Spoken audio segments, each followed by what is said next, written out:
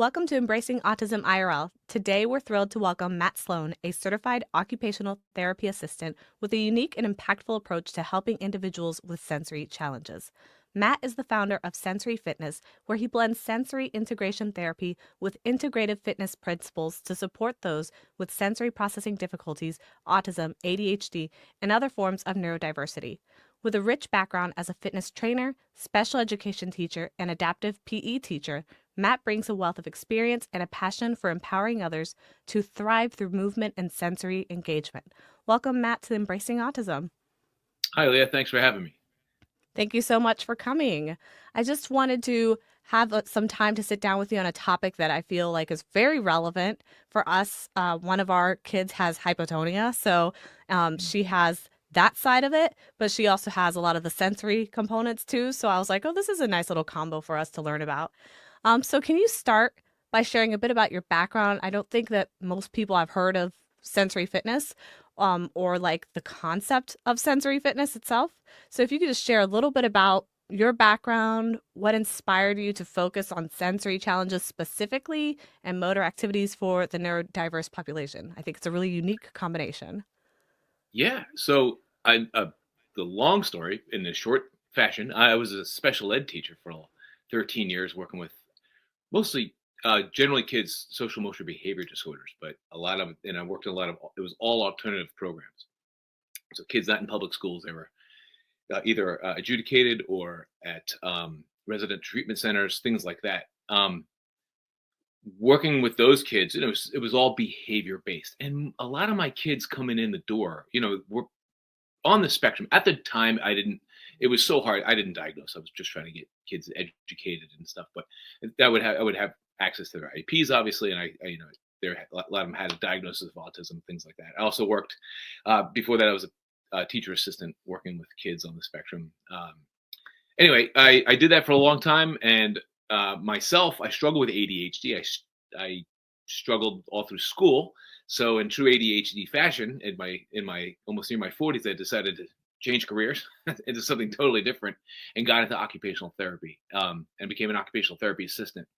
And my first placement was at a sensory integration therapy just focused clinic. That they were their main, that was treatment. It wasn't really focused on fine motor or behavior. It was all sensory integration therapy, and I was instantly hooked. I was like, what is this magic? You put kids on swings? Like, why?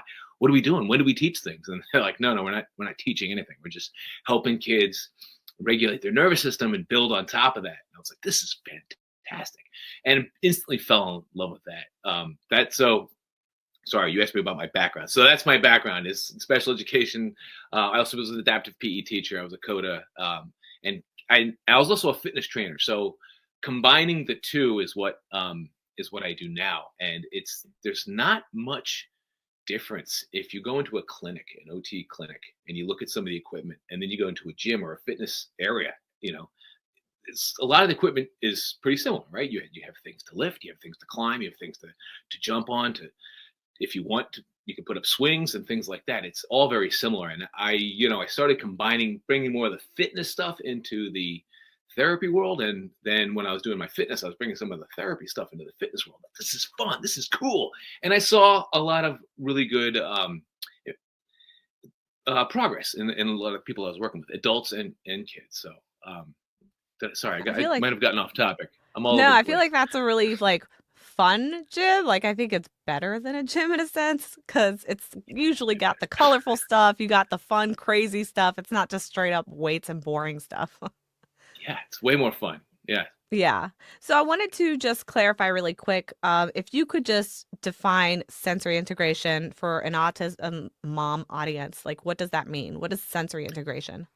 So that began with Jean Ayres back in the 70s, maybe 60s. I'm really bad with dates, but it started a long time early ago. And she was using, things like swings and scooters and movement to help kids find their bodies and to help with regulation.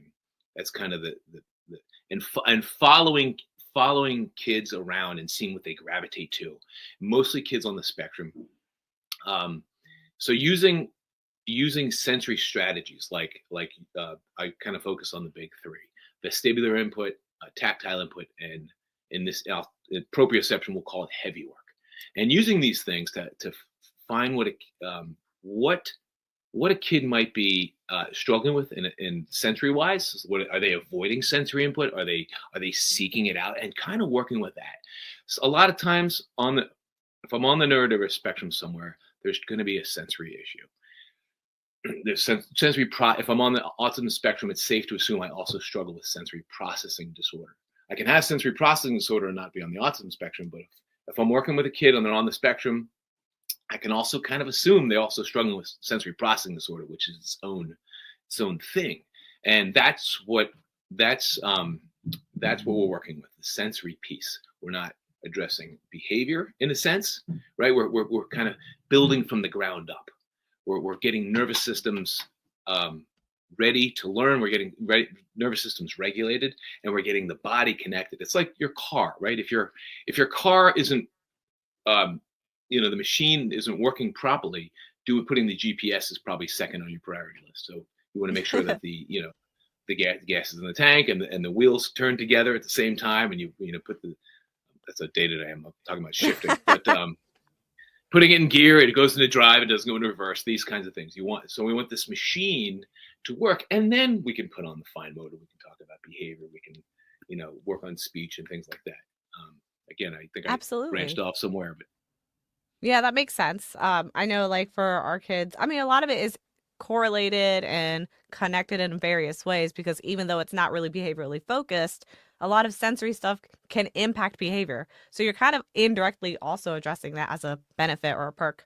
So, one of the things I yeah. wanted to ask you, when you have parents coming in, or you have these kiddos coming in, what do the sensory difficulties typically look like? Like, if I have my audience of moms right now and they are questioning whether or not they think their kid would benefit from something like this, what is it that they would look for to try to recognize the need in their child? So seeing sensory difficulties, I think, is tough because we can't open the brain and see what's going on. We have to look at behavior and then kind of decide what this is.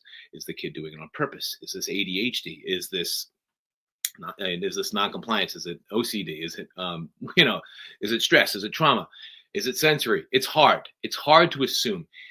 If kids are chronically seeking out, like spinning or rolling around in their Legos, those are really obvious signs. If they're kind of like constantly climbing and crawling and they're seeking that heavy work, those are kind of the squeaky wheels. Those are the things that I can see. Kids are seeking input to know where their body is in space and to organize their minds. It helps them feel good. There's my body because I just rolled down the hill 12,000 times. Sweet, I'm good now. I can go. But then there's also avoidance. Kids that avoid noisy places or bright fluorescent lighting, or Target is my bane. I can't stand it. It's things like places like that. Kids that are chronically struggling, having meltdowns, and if I'm looking at behavior, there's a reason why a kid is struggling behaviorally wise. And so let's look at the sensory piece. If a kid is struggling in general, I think, getting a doctor's opinion first, starting the medical route, but then also asking, possibly can they go to an OT and get an assessment? You can observe and take some notes down. There, you can even give your own assessment if you want. There's a sensory processing measure 2, or the sensory profile 2. Those are generally tools that an OT would use, but there's no reason why you can't go online and get a couple and do them yourself. I might get in trouble from the OT world for saying that, but I don't see a problem with that to kind of give you an insight. You might need someone's help to decipher it, but yeah, hopefully I Yeah, answered the question. absolutely. No, yeah. One of the things that kind of came to mind as you were speaking a little bit about like movement, like the certain needs, particularly there when it comes to sensory integration. One of the things that I've noticed for like my middle kid, she's very much like movement seeking. She's very like hyperactive. And I noticed that like one of the issues that she has in school a lot is like focusing and concentrating because of the movement part.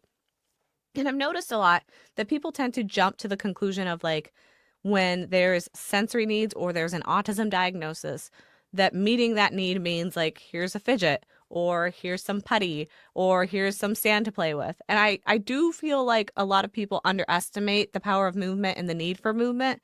So I was wondering if you could talk a little bit more about why movement and physical activity is important for sensory regulation in autistic children as well. So that reason right there is why I got into this business in the first place. When I first went down the sensory road, my first idea was to go back into the classrooms and talk to teachers about this. And it really, as I was building it, I just discovered it's movement. That's when I'm talking about sensory strategies, movement. We can talk about groovy lights and water beads and fidgets all day, and they serve a purpose. They do. They definitely do. But we're looking at gross motor. We're looking at input, gross motor, whole body input. Um, that's and being proactive about it, not when Jimmy's starting to come unglued here, and let's have him walk down the hall, or here's a heavy weighted vest, or here's some putty, right? That stuff does serve a purpose, but being proactive about it is also incredibly important. um, Kids are going to seek out, or to possibly seek out input.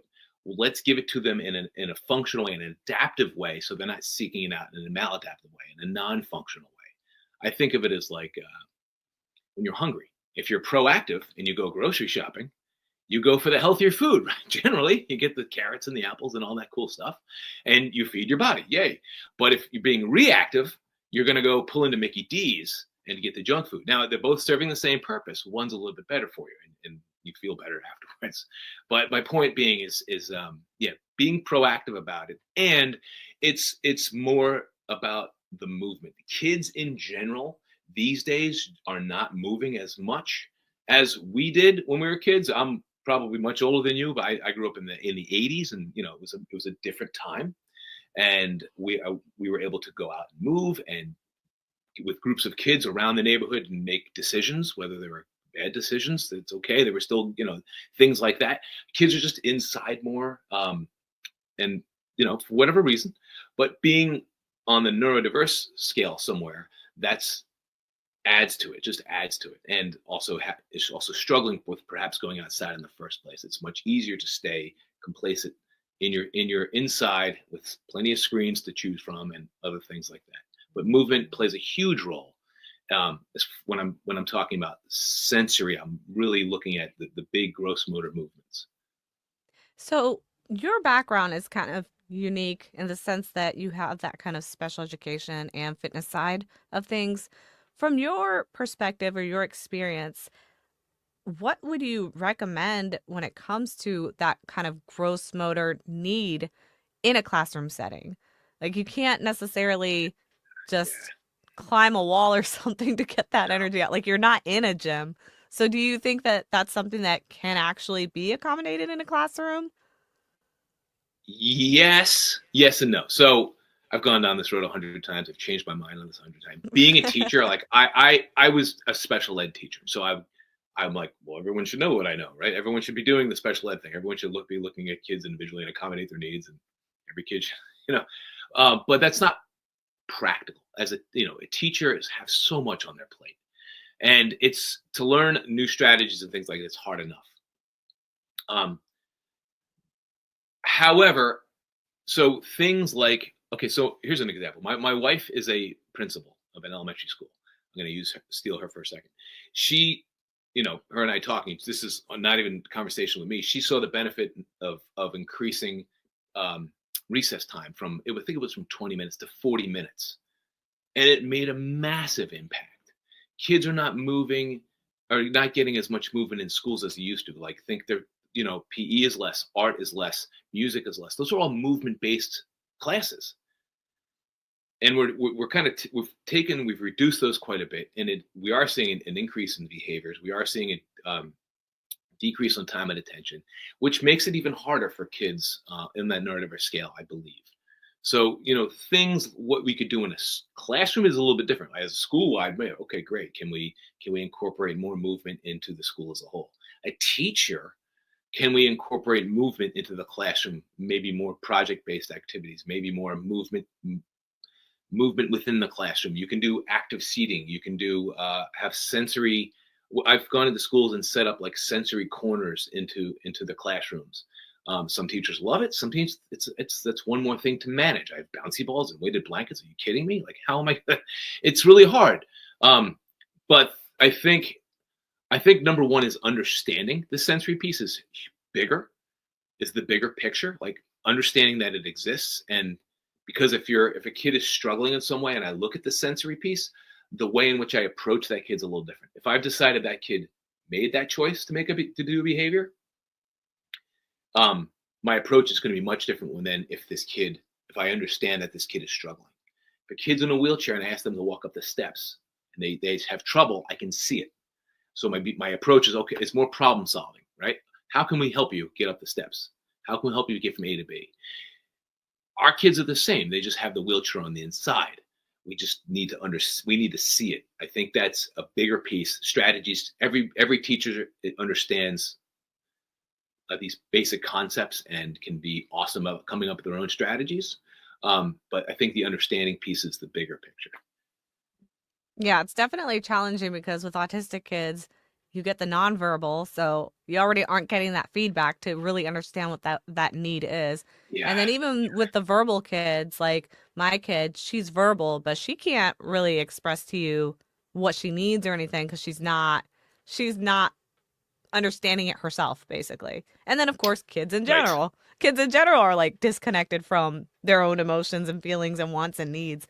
So I can see how that could Right. just end up being really messy. Yes, absolutely. It can be extremely difficult. So I want to switch a little bit more looking at parents in terms of what do you think that parents can do in terms of trying to figure out what sensory inputs their child needs, whether it's like textures, sounds, movements, if it's something that is soothing versus something that's overwhelming for their child. What part of like sensory integration I guess is a process. I'm not sure what the formal term is, but what part of that can parents kind of tap into to get a better understanding of when they need to kind of push something or pull back on something? So you're talking about how can parents see where a kid might be have difficulty processing sensory input, right? Or Yeah, and whether it's processing and like something that's over or under, yeah, like overstimulated, understimulated, if it's something that they need versus they need it taken away type of thing. so understanding your own kids' sensory needs is hard.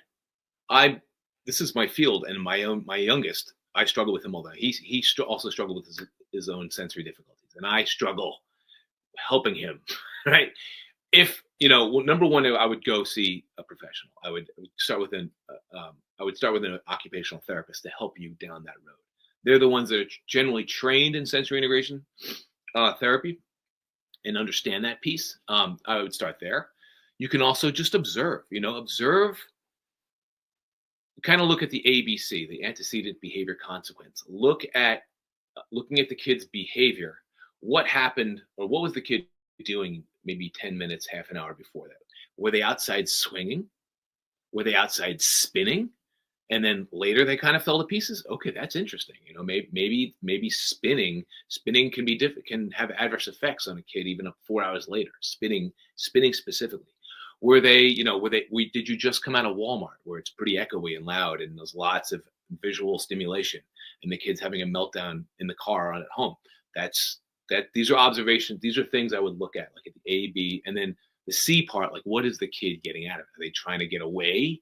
Are they seeking things? Is the kid rolling around on the floor? That's What is the kid getting out of that? Is the kid just standing up and bolting? What are they getting out of it? So yeah, again, I would start with an OT. I would observe, things they gravitate to and perhaps things they're kind of trying to get away from. You can also, again, I think I mentioned this earlier, is you can do like a sensory processing measure or a sensory profile too. Those are assessments you can download. You have to pay for them. They're like $3 or $4 an assessment. It's just a questionnaire you fill out, and it kind of gives you a little bit of insight. Oh, my kid seems to be tactile sensitive. Oh, that's interesting. I didn't know that. I wouldn't have guessed that. Oh, my kid is vestibular seeking. Oh, that's really helpful to know. And generally OTs are the ones that administer these and look at them. But I don't see any reason why you couldn't fill one out at home.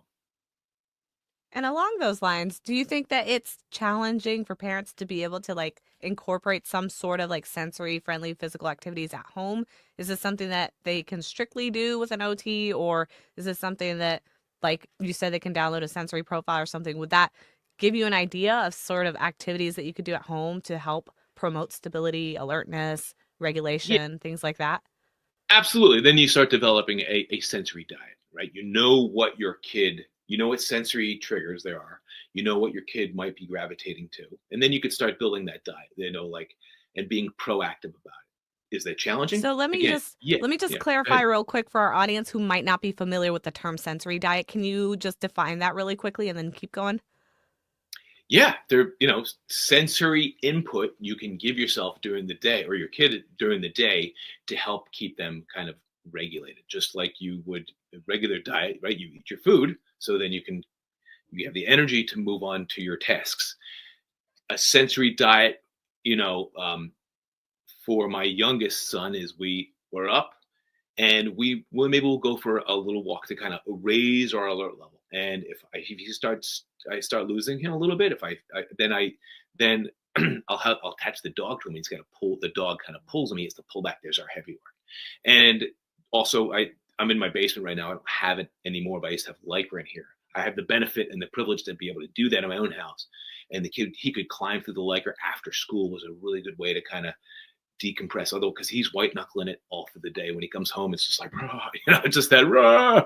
So cool. Let's get in Lycra. Let's go get in the Lycra right now. Let's go before I even see the Niagara Falls coming. So things like that. That's a sensory diet is being proactive about sensory input, whether you're kind of decreasing it or you're giving what they need, what they're seeking. Thank you for clarifying because I know that I've talked to some moms and they thought that a sensory diet was an actual physical diet, like food related. So I wanted to make sure that Yeah, our listeners knew it wasn't like anything food related. we can change the name. We could Let's do a push. Let's change the name on that. I don't know what you would call it.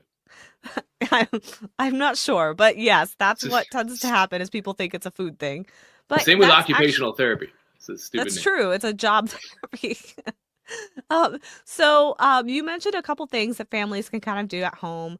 I know that for like my kiddo, she's got a ton of energy. And so, like you mentioned a little bit with your son, when she comes home, I feel like she's got to really decompress and like get all that stuff out.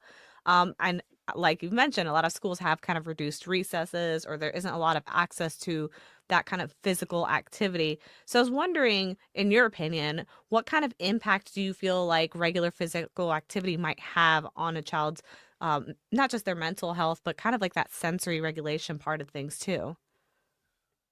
Well, we know that physical activity is the key to healthy life, right? That's for everybody. There's plenty of we can say that statement and be safely. We know that exercise, right? It's exercise, movement, activity, engaging with things physically is important for development, for physical health, for mental health, for cardiovascular health, for all blah blah blah, right? Nervous systems. You feel good. There's a reason why you feel good after you go exercise. Um, excuse me. Um,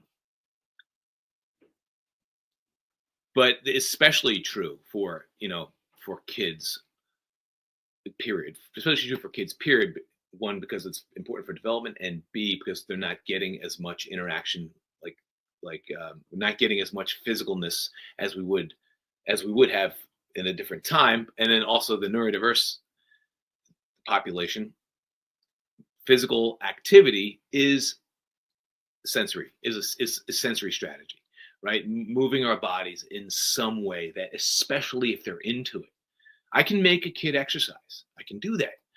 Will they benefit from it? Yeah, they will. But if the kid is, if a kid's leaving in tears, we're not really getting much out of that. If a kid is into it, then we're going to get so much more out of that kid. So example. So my youngest, we try to do push-ups every night. We go through our exercise routine. Last night he wasn't feeling it. He didn't want to do the push-ups, but he was really into his what are those bouncy balls, right? He's with the handle, one of those things. So he wanted to just bounce on that. I'm like, cool, just do squats and bounce on that. He was really motivated to do that. So we just changed gears, and now he's getting his physical activity. Yeah, I'm counting him, and I'm into it. He's into it. Everybody's into it, and he's getting the wiggles out, getting the energy out. Finding something that that kid is motivated by is also pretty important. Did I answer your What question? would I you forgot what the question Yeah, was. no, that's that's good. What would you recommend for our kids, they're very different. One of them is very hyperactive, very strong, athletic, climber, that type of person. The other one is more reserved and she has like hypotonia on the milder end, but she has a weak core, things like that. So for the kiddos who maybe don't necessarily have the ability to do push-ups or something like that, are there other kind of physical sensory integration techniques that they can do? Yeah, so especially with hypotonia or like low tone, kids that struggle, kind of that lower alert level, kind of maybe perhaps for a lower affect, just it takes them a little while to get going. Physically, right? The difference between like a general tone and hypotonia, the low tone is like you sitting in a hardwood chair and standing up, or sitting in a great big couch and standing up. You're going to stand up, but it's going to take that person on the couch just a little bit longer. It's more work. Their energy bar decreases a lot faster.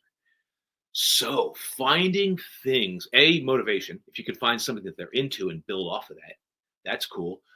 This is where perhaps I might use, that's where I'm going to use my really sensory strategies. If I can activate the vestibular system, if I can get that kid in a swing or pull them around a scooter, I'm raising that alert level.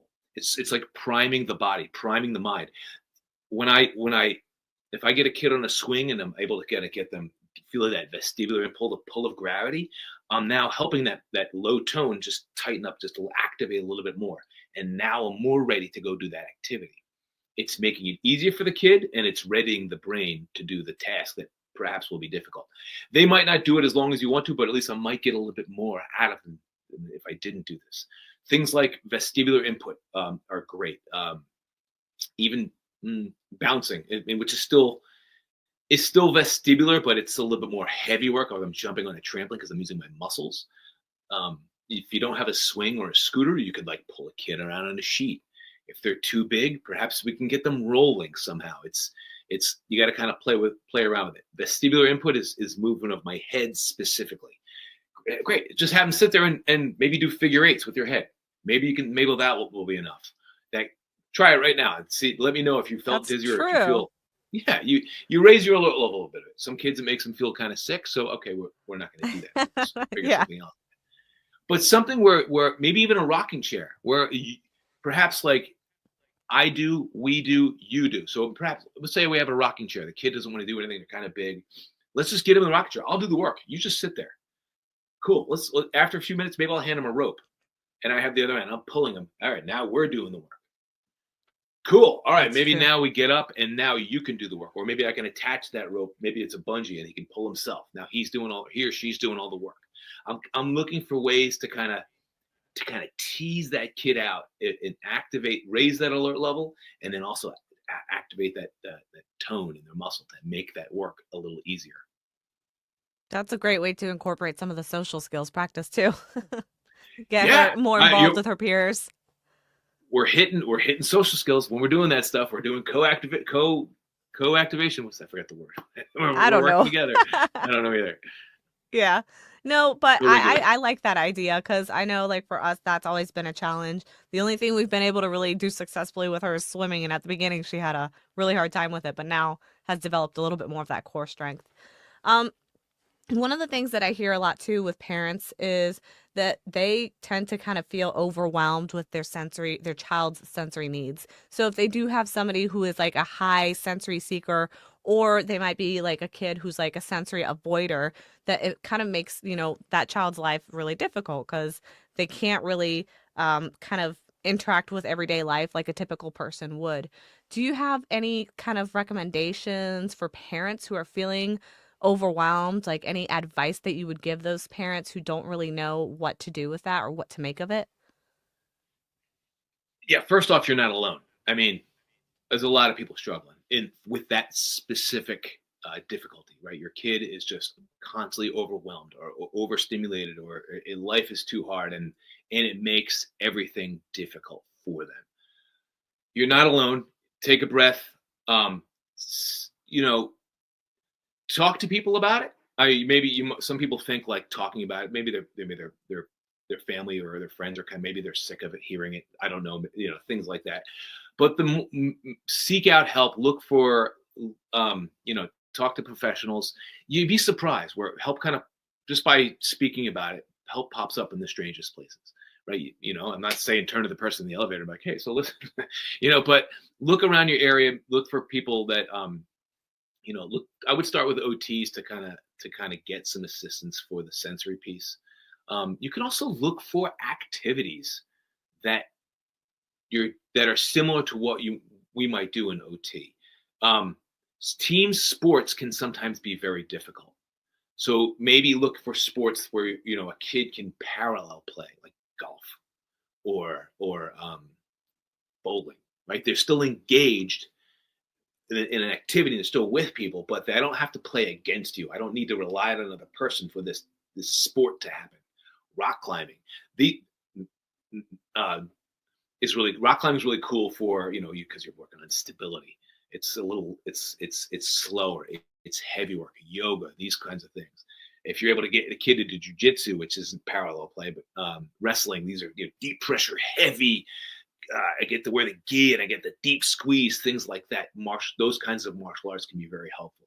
The striking and things like that, you got to listen to the sensei or the adult in the room. I might start to lose my kid. But so, my advice would be, don't lose hope. Speak to somebody, just take a breath and know you're not the only one struggling out there. And, look for activities that complement, that have that sensory rich, that deep pressure, slow, like your daughter's doing swimming. That's an awesome activity. It can be tricky, right? It's clammy before you get in the water, it's kind of steamy, it's echoey, the lights probably suck. But once you're in, it's really heavy. And it's a little easier to do. I don't have to relate so much on gravity. It's doing the work for me.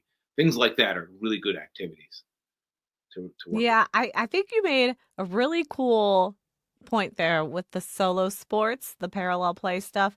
That's actually really brilliant. I never thought of that. That if you kind of try to put them in these roles where they're not really forced to also work on the social engagement piece and having to keep up with their peers. Because for our kid, that's one of the problems she struggles with because of her hypotonia. She's always lagging behind. So she wants to do like soccer or something. And I'm like, I know that you would struggle with that. So I think that's a really good idea. I hadn't considered that. Maybe it'll be something like that. I don't know how she'll do with golf though. Yeah, golf, Bowling bowling. Yeah. What with else? the little Chess. push I don't down know. ramp Chess. so she doesn't have to hold it. Yeah, Yeah. yeah. Put the bumper guards up. Make them feel Yeah, successful. exactly. Yes. So our podcast is called Embracing Autism, and we ask all of our guests the same question. What does the phrase embracing autism mean to you personally? What does embracing autism mean? To me, it's uh, understanding autism, like understanding more about it. What is it? 1 in 36 kids are diagnosed with autism today, which is unbelievably high. And what back in the 80s, I don't know, what was it? 1 in 10,000 or something crazy, and it's 1 in 36 now. So like Mhm. we need to start understanding a little bit more um, about what autism is, and this. I'm going to hop on the sensory board Of bandwagon here, course, but that's fine. I think understanding autism in general, or just the term neurodiversity, right, is part of that. But the sensory piece, I believe, is crucial to get. If you look up, if you Google, therapies for autism, what pops up? ABA, CBI, applied behavior analysis, whatever the C stands for, behavior intervention. These are all great therapies and fantastic. But what is less understood is the sensory piece. I feel like we can get a hold of that you can, understanding what a person is going through a little bit more than before we go with the top down approach, before we start pouring in the behavior strategies and the fine motor strategies. We need to kind of build that pyramid, the base. We water a tree from its roots. We're not from its leaves, right? So we need to build fill that water that tree from the roots. Exactly what the phrase is. Um, so embracing autism to me is more understanding about what it is instead of like kind of treating the symptoms. And a lot of times, like when we talk to teachers and everything, we're looking at behaviors. Let's look at Yeah. why. You got to ask yourself why. Is it a choice? Is it a can do or is it a can't do? Well, if it's a choice, great. I got my behavior strategy. Let's use those. If it's a can't do, it's either it's either a skill unlearned or it's a physiologically difficult issue. So let's look at that first before we go down the behavior route. Right? Let's help this kid get up the ramp or build a ramp and help them in this way. And if it ends up being something else, it ends up being something else. But we got to look at that sensory piece. We have to. We're all human beings. Yeah. We all have nervous systems. We all get stress and trauma, and all that stuff affects our ability to process and screen input. Right? When you're stressed in a car, what do? You turn the volume down. You're Volume. reducing that Yep. sensory input because you need to focus. Our kids are constantly turning down the radio because they need to focus. They're trying to get through the day. They're trying to listen to you. They're trying to filter out the noise in the background. They're trying to meet the expectations of everybody, but they're having a hard time. And all we see is no, or they're leaving, or they're tearing something up, or they're shoving things in their mouth. Let's look at that sensory piece first and kind of go that way. That's my Yeah. soapbox speech. No, I mean that I see that all the time, and I think that's a really valid point. A lot of times people kind of they go downstream instead of upstream, and they kind of try to treat the outcome rather than trying to see, well, what led to that outcome and trying to prevent it. It's kind of like Ooh, I like that. reactive instead of proactive. Yeah. So we align on that. So I wanted to give you an opportunity here. Where can our listeners learn more about you, learn more about what you do? How can they stay connected with you? Yeah, absolutely. You can find me on sensoryfitness.org, but I'm changing over to sensory.fitness. I don't think it's up yet. I'm in the process of changing everything.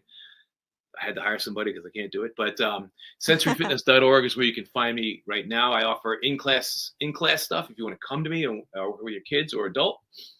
I also do trainings online and in person. Right now, my big push is if you're a fitness professional, you can get certified as a sensory fitness coach and earn CEUs and things like that. You can also credit your facility if you want to go that way. But I also offer training for teachers for the classroom, PE teachers specifically, also parents, and then one for adult ADHD. That one's near and dear to my heart. But those are online trainings. Just the Sensory Fitness Coach is the only one up at the moment. Those other ones will be coming out if I ever get my act together pretty soon. And are you on Instagram, Facebook? Oh, yeah. Yeah, I'm so bad at this part. Yeah, I'm on Instagram. I'm on Facebook. Sensory Fitness. I'm not the dude in Florida. That's some other guy. I'm the one in Tacoma, Washington. Okay, so it looks like Guys, Facebook and Instagram is at Sensory Fitness LLC for those of you who are just listening to this. And then I think you have a YouTube channel too, the I do. at Sensory Fitness LLC 308 for that one. Do you want to share anything else? No, that's it. Thank you so Okay. much. Appreciate Well, thank I you appreciate so the time. much.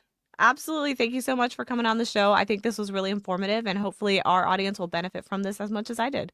Have a good one. Thank you very much, Leah. Thank you very much.